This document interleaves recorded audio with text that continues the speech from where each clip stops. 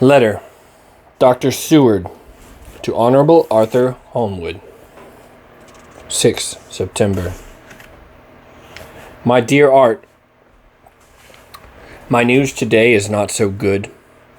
Lucy this morning had gone back a bit. There is, however, one good thing which has arisen from it. Miss Westenra was naturally anxious concerning Lucy, and has consulted me professionally about her. I took advantage of the opportunity, and told her that my old master, Van Helsing, the great specialist, was coming to stay with me, and that I would put her in his charge conjointly with myself, so now we can come and go without alarming her unduly, for a shock to her would mean sudden death, and this, in Lucy's weak condition, might be disastrous to her. We are hedged in with difficulties, all of us, my poor old fellow, but please God, we shall see them through all right. If any need, I shall write, so that, if you do not hear from me, take it for granted that I am simply waiting for news. In haste, yours ever, John Seward. Dr. Seward's Diary. 7 September. The first thing Van Helsing said to me when we met at Liverpool Street was, "Have you said anything to our young friend, the lover of her?" "No," I said. "I waited till I had seen you, as I said in my telegram. I wrote him a letter simply telling him that you were coming, as Miss Westenra was not well, and that I should let him know if need be." "Right, my friend," he said, "quite right. Better he not know as yet. Perhaps he shall never know. I pray so. But if it be needed, then he shall know all. And, my good friend John, let me caution you. You deal with the madmen. All men are mad in some way or the other, and inasmuch as you deal discreetly with your madmen, so deal with God's madmen too, the rest of the world.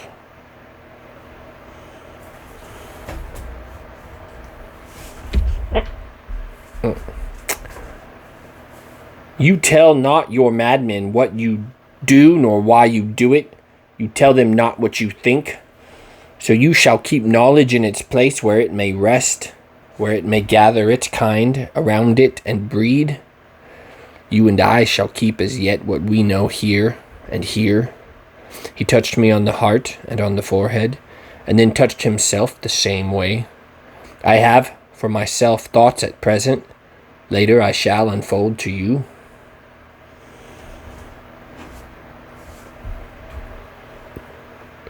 "Why not now?" I asked. "It may do some good. We may arrive at the same decision." He stopped and looked at me and said, "My friend John, when the corn is grown, even before it has ripened, while the milk of its mother earth is in him, and the sunshine has not yet begun to paint him with his gold, the husbandman, he pull the ear and rub him between his rough hands, and blow away the green chaff, and say to you, 'Look, he's good corn. He will make good crop when the time comes.' I did not see the application and told him so. For reply, he reached over and took my ear in his hand and pulled it playfully, as he used to do long ago at lectures, and said, 'The good husbandman tell you so then because he knows, but not till then. But you do not find the good husbandman dig up his planted corn to see if he grow. That is for the children who play at husbandry, and not for those who take it as of the work of their life. See you now, friend John, I have sown my corn, and nature has her work to do in making it sprout. If he sprout at all, there's some promise. and I wait till the ear begins to swell." He broke off, for evidently he saw that I understood. Then he went on, and very gravely, "You were always a careful student, and your casebook was ever more full than the rest. You were only student then, now you are master. And I trust that good habit have not fail. Remember, my friend, that knowledge is stronger than memory, and we should not trust the weaker. Even if you have not kept the good practice, let me tell you that this case of our dear miss is one that may be, mind, I say may be, of such interest to us and others that all the rest may not make him kick the beam, as your people say. Take then good note of it. Nothing is too small. I counsel you, put down in record even your doubts and surmises. Hereafter it may be of interest to you to see how true you guess. We learn from failure, not from success."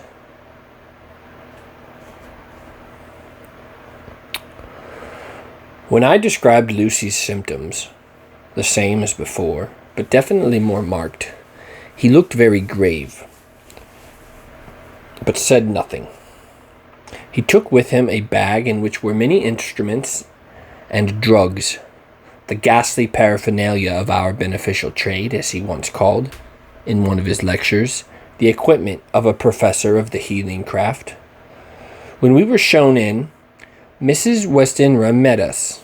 She was alarmed, but not nearly so much as I expected to find her. Nature, in one of her beneficent moods, has ordained that even death has some antidote to its own terrors. Here, in a case where any shock may prove fatal, matters are so ordered that, from some cause or other, the thing's not personal, even the terrible change in her daughter, to whom she is so attached, does not seem to reach her.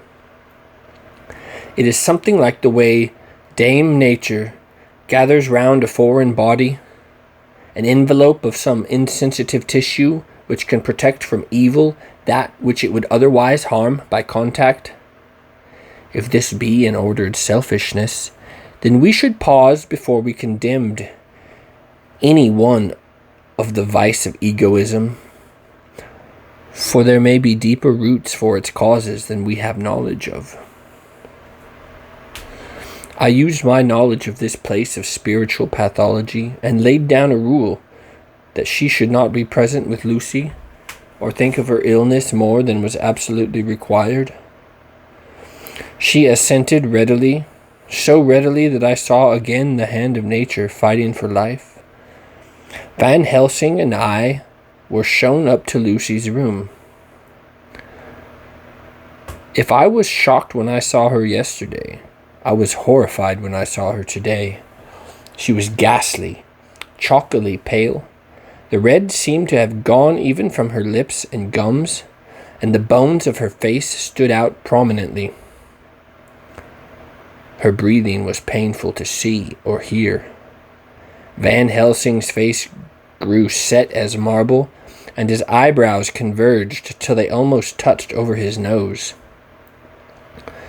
Lucy lay motionless and did not seem to have the strength to speak, so for a while we were all silent.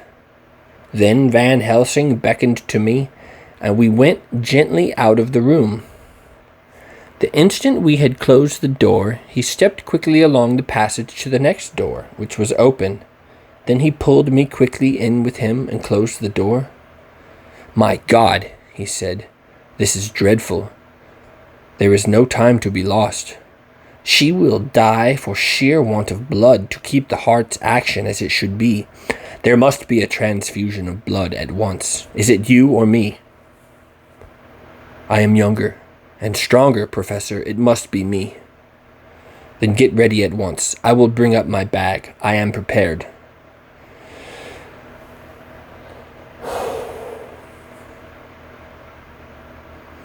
I went downstairs with him, and as we were going, there was a knock at the hall door.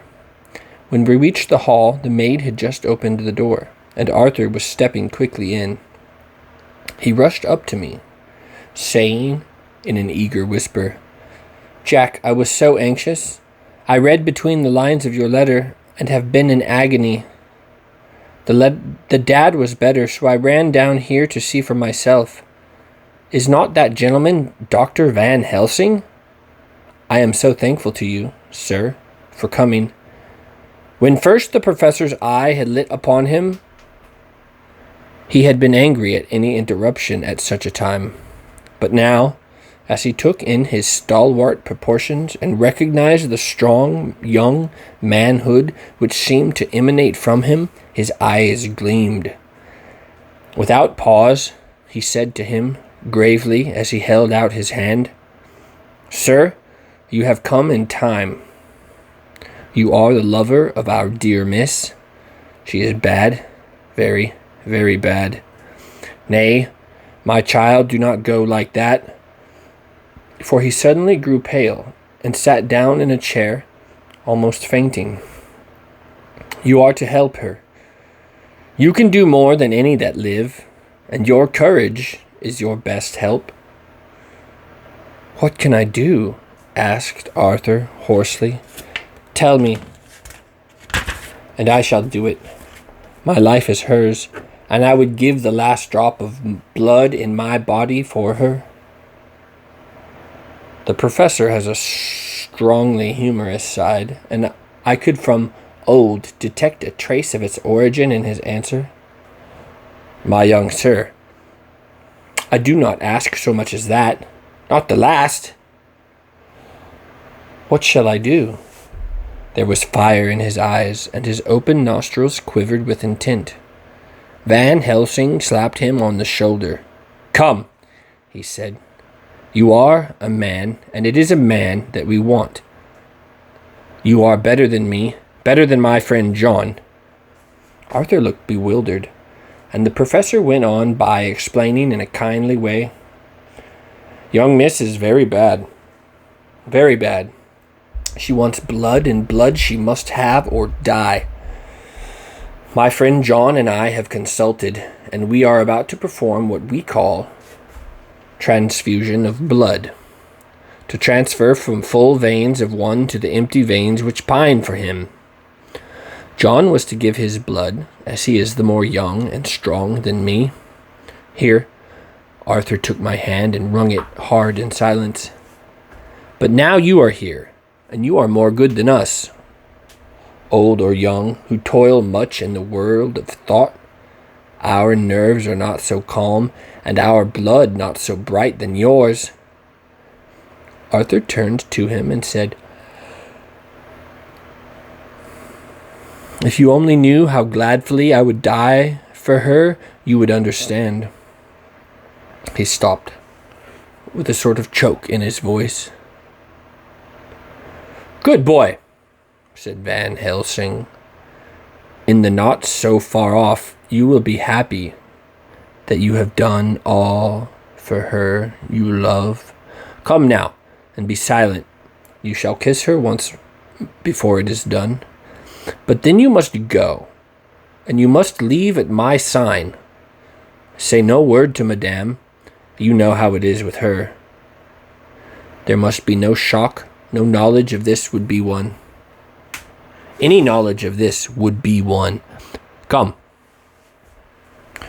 We all went up to Lucy's room. Arthur, by direction, remained outside.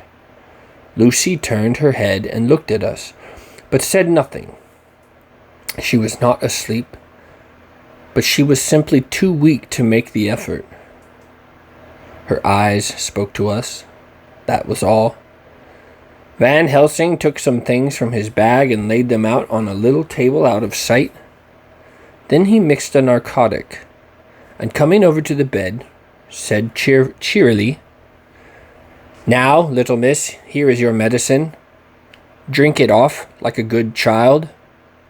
See, I lift you so that to swallow is easy. Yes?" She had made the effort with success. It astonished me how long the drug took to act. This, in fact, marked the extent of her weakness. The time seemed endless until sleep began to flicker in her eyelids. At last, however, the narcotic began to manifest its potency, and she fell into a deep sleep. When the professor was satisfied, he called Arthur into the room and bade him strip off his coat. Then he added, "You may take that one little kiss, whiles I bring the table over. Friend John, help to me." So neither of us looked whilst he bent over her. Van Helsing, turning to me, said, "He is so young and strong, and of blood so pure, we need not defibrillate it." Then, with swiftness, but with absolute method, Van Helsing performed the operation. As the transfusion went on, something like life seemed to come back into poor Lucy's cheeks, and through Arthur's growing pallor, the joy of his face seemed absolutely to shine. After a bit, I began to grow anxious, for the loss of blood was telling on Arthur, strong man as he was. It gave me an idea of what a terrible strain Lucy's system must have undergone. That what weakened Arthur only partially restored her. But the professor's face was set, and he stood watch in hand, and with his eyes fixed now on the patient and now on Arthur. I could hear my own heartbeat. Presently, he said in a soft voice, "Do not stir an instant. It is enough. You attend him. I will look to her." When all was over, I could see how much Arthur was weakened. I dressed the wound and took his arm to bring him away, when Van Helsing spoke without turning around. The man seemed to have eyes in the back of his head.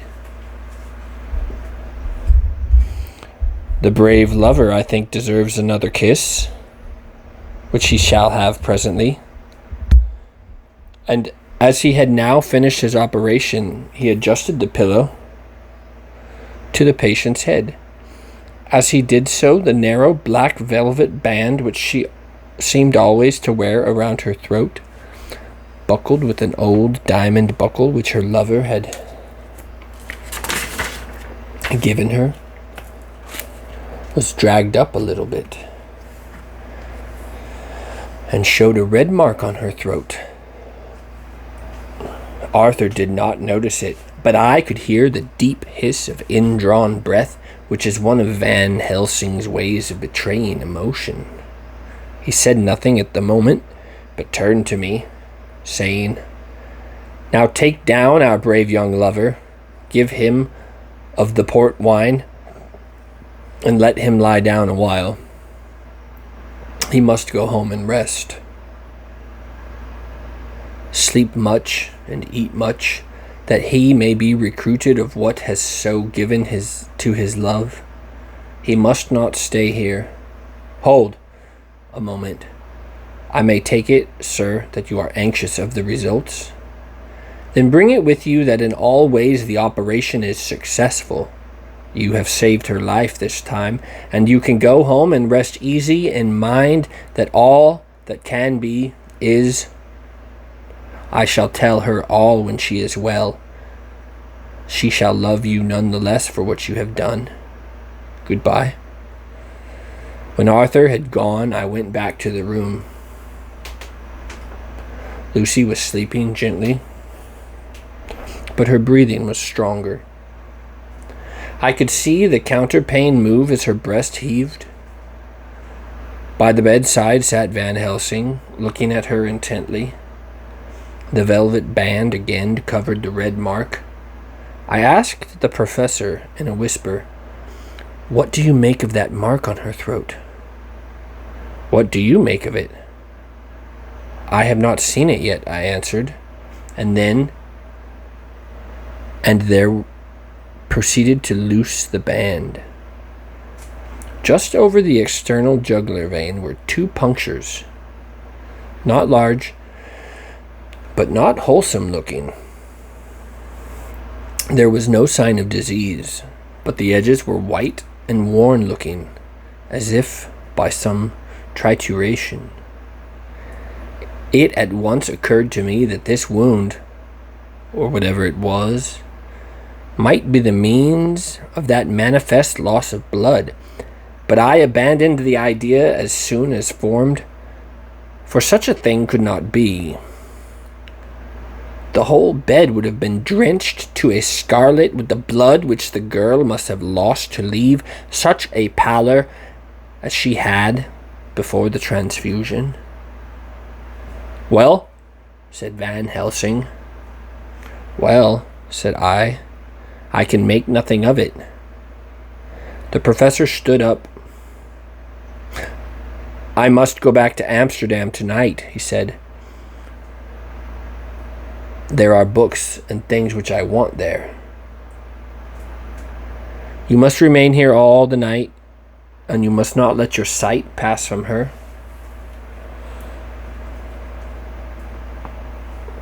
"Shall I have a nurse?" I asked. "We are the best nurses, you and I. You keep watch all night, see that she is well fed, and that nothing disturbs her. You must not sleep all the night. Later on we can sleep, you and I. I shall be back as soon as possible, and then we may begin." "May begin?" I said. "What on earth do you mean?" "We shall see," he answered as he hurried out. He came back a moment later and put his head inside the door and said, with warning finger held up, "Remember, she is your charge. If you leave her and harm befall, you shall not sleep easy hereafter."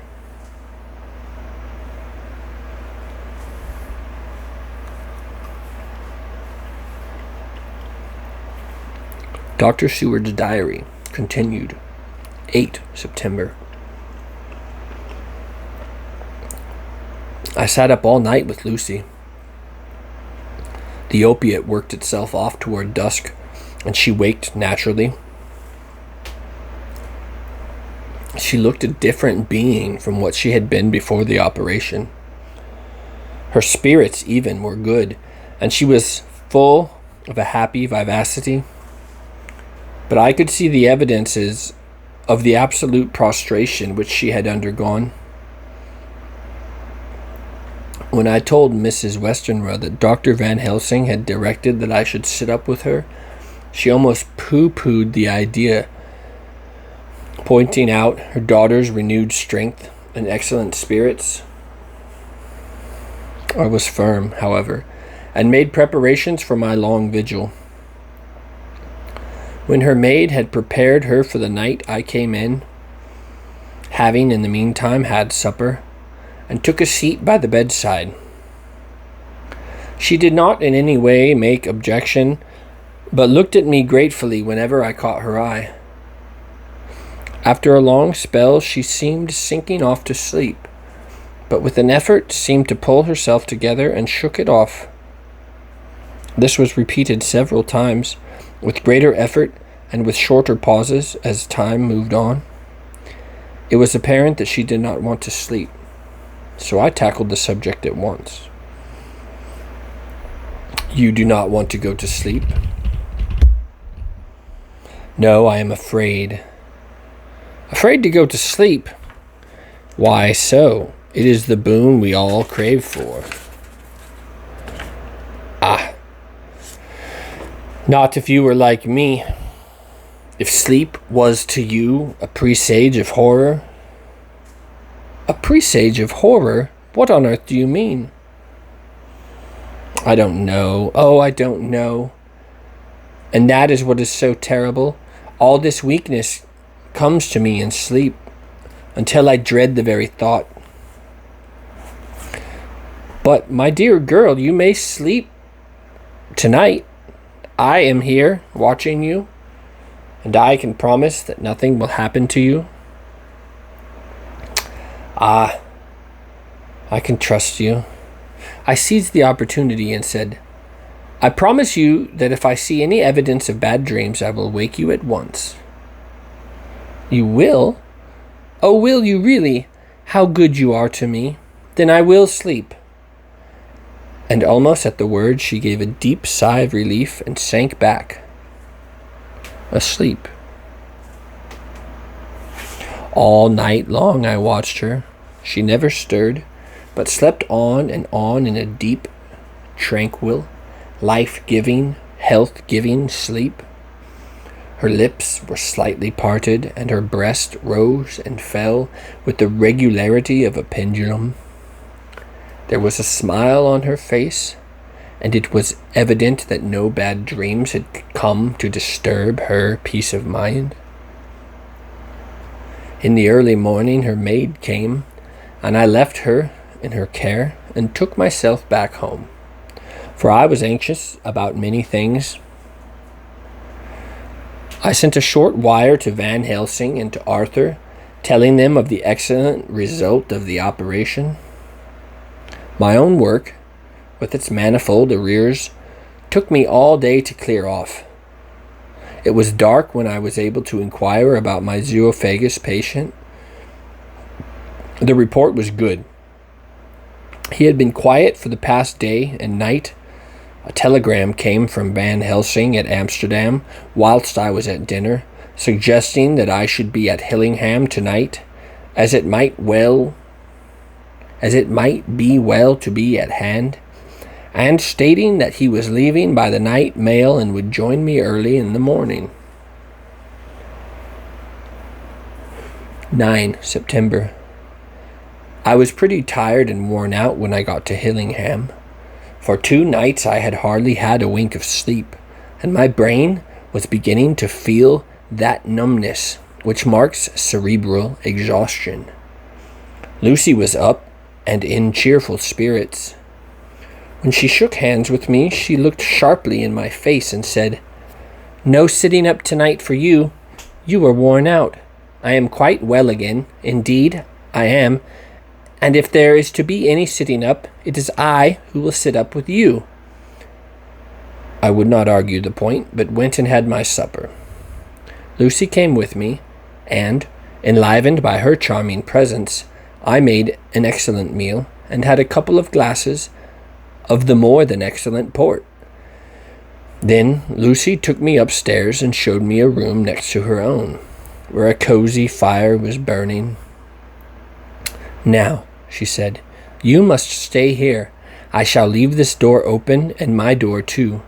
You can lie on the sofa, for I know that nothing would induce any of you doctors to go to bed whilst there is a patient above the horizon. If I want anything, I shall call out, and you can come to me at once." I could not but acquiesce, for I was dog-tired. I could not have sat up had I tried. So, on her renewing the promise to call me if she should want anything, I lay on the sofa and forgot all about everything.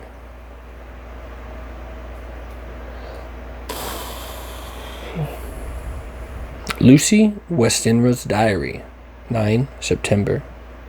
I feel so happy tonight. I have been so miserably weak that to be able to think and move about is like feeling sunshine after a long spell of east wind out of a steel sky. Somehow Arthur feels very, very close to me. I seem to feel his presence warm about me.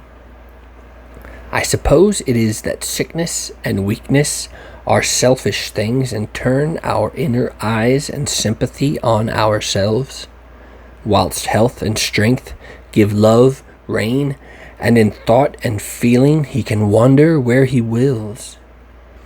I know where my thoughts are. If only Arthur knew.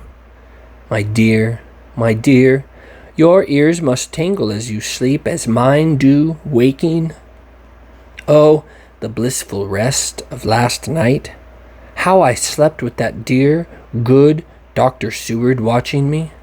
And tonight I shall not fear to sleep, since he is close at hand and within call. Thank everybody for being so good to me. Thank God. Good night, Arthur.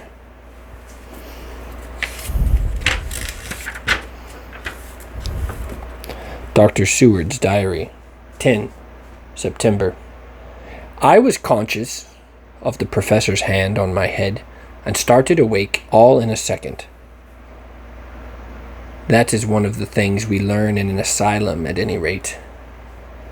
And how is our patient? Well, when I left her, or rather when she left me, I answered. Come, let us see, he said, and together we went into the room. The blind was down, and I went over to raise it gently, whilst Van Helsing stepped, with his soft, cat-like tread, over to the bed. As I raised the blind and the morning sunlight flooded the room, I heard the professor's low hiss of inspiration, and knowing its rarity, a deadly fear shot through my heart. As I passed over, he moved back, and his exclamation of horror, "Gott in Himmel!" needed no enforcement from his agonized face. He raised his hand and pointed to the bed, and his iron face was drawn and ashen white. I felt my knees begin to tremble. There on the bed, seemingly in a swoon, lay poor Lucy, more horribly white and wan-looking than ever. Even the lips were white, and the gums seemed to have shrunken back from the teeth, as we see sometimes in a corpse after a prolonged illness. Van Helsing raised his foot to stamp in anger, but the instinct of his life and all the long years of habit stood to him, and he put it down again softly. "Quick," he said, "bring the brandy." I flew to the dining room and returned with the decanter. He wetted the poor white lips with it, and together we rubbed palm and wrist and heart. He felt her heart, and after a few moments of agonizing suspense, said, "It is not too late. It beats, though but feebly. All our work is undone. We must begin again. There is no young Arthur here now. I have to call on you yourself this time, friend John." As he spoke, he was dipping into his bag and producing the instruments for transfusion. I had taken off my coat and rolled up my shirt sleeves. There was no possibility of an opiate just at present, and no need of one. And so, without a moment's delay, we began the operation. After a time, it did not seem to be a short time either, for the draining away of one's blood, no matter how willingly it be given, is a terrible feeling. Van Helsing held up a warning finger. "Do not stir," he said, "but I fear that with growing strength she may wake, and that would make danger. Oh, so much danger. But I shall precaution take. I shall give hypodermic injection of morphia." He proceeded then, swiftly and deftly, to carry out his intent. The effect on Lucy was not bad, for the faint seemed to merge subtly into the narcotic sleep. It was with a feeling of personal pride that I could see a faint tinge of color steal back into the pallid cheeks and lips. No man knows till he experiences it what it is to feel his own lifeblood drawn away into the veins of the woman he loves. The professor watched me critically. "That will do," he said. "Already?" I remonstrated. "You took a great deal more from Art." To which he smiled, a sad sort of smile, as he replied, "He is her lover, her fiancé. You have work, much work, to do for her and for others, and the present will suffice." When we stopped the operation, he attended to Lucy, whilst I applied digital pressure to my own incision.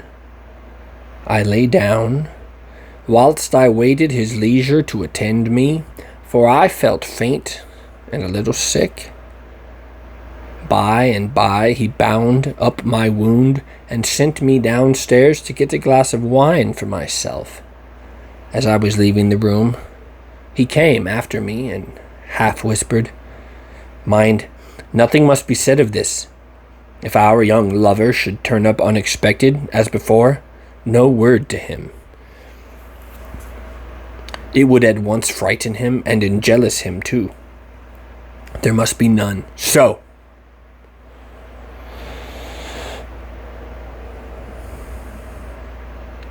When I came back, he looked at me carefully and then said, "You are not much the worse. Go into the room and lie on your sofa and rest a while. And then have much breakfast and come here to me." I followed out his orders, for I knew how right and wise they were. I had done my part, and now my next duty was to keep up my strength. I felt very weak, and in the weakness lost something of the amazement at which had occurred. I fell asleep on the sofa, however, wondering over and over again how Lucy had made such a retrograde movement, and how she could have been drained of so much blood with no sign anywhere to show for it. I think I must have continued my wonder in my dreams, for sleeping and waking, my thoughts always came back to the little punctures in her throat, and the ragged, exhausted appearance of their edges, tiny though they were.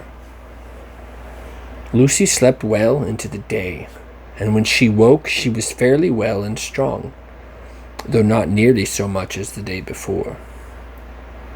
When Van Helsing had seen her, he went out for a walk, leaving me in charge, with strict injunctions that I was not to leave her for a moment.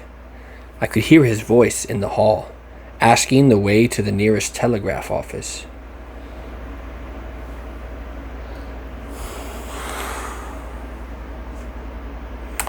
Lucy chatted with me freely and seemed quite unconscious that anything had happened. I tried to keep her amused and interested.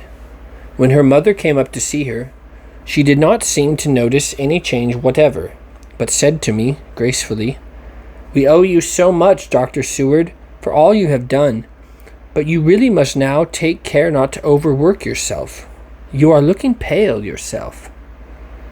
Do you want a wife to nurse and look after you a bit? That you do." As she spoke, Lucy turned crimson, though it was only momentarily, for her poor wasted veins could not stand for long such an unwanted drain to the head. The reaction came in excessive pallor as she turned imploring eyes on me. I smiled and nodded and laid my finger on my lips with a sigh. She sank back amid her pillows. Van Helsing returned in a couple of hours and presently said to me, "Now you go home and eat much and drink enough. Make yourself strong. I stay here tonight, and I shall sit up with little miss myself. You and I must watch the case, and we must have none other to know. I have grave reasons. No, do not ask them. Think what you will. Do not fear to think even the most not probable. Good night." In the hall, 2 of the maids came to me and asked if they or either of them might not sit up with Miss Lucy. They implored me not to let them, and when I said it was Dr. Van Helsing's wish that either he or I should sit up, they asked me quite piteously to intercede with the foreign gentleman. I was much touched by their kindness. Perhaps it is because I am weak at present, and perhaps it was on Lucy's account that their devotion was manifested. For over and over again I have seen similar instances of women's kindness. I got back here in time for a late dinner, went my rounds, all well, and set this down whilst waiting for sleep. It is coming. 11 September. This afternoon I went over to Hillingham, found Van Helsing in excellent spirits, and Lucy much better. Shortly after I had arrived, a big parcel from abroad came for the professor. He opened it with much impressment, assumed, of course, and showed a great bundle of white flowers. "These are for you, Miss Lucy," he said. "For me? Oh, Dr. Van Helsing." "Yes, my dear, but not for you to play with. These are medicines." Here Lucy made a wry face. "Nay, but they are not to take in a decoction or in noxious form. So you need not snub that so charming nose, or I shall point out to my friend Arthur what woes he may have to endure in seeing so much beauty that he loves so much distort." "Ha ha, my pretty miss. That bring the so nice nose all straight again. This is medicinal, but you do not know how. I put him in your window. I make pretty wreath and hang him round your neck so that you sleep well. Oh yes, they, like the lotus flower, make your trouble forgotten.